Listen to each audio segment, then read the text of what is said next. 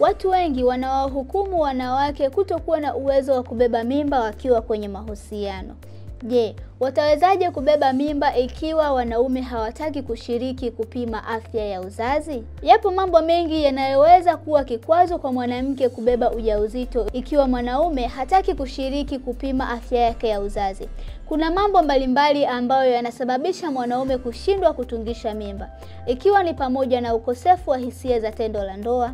Matumizi ya pombe, uvutaji wa sigara unasababisha sana mwanaume kukosa hisia wakati wa tendo la ndoa.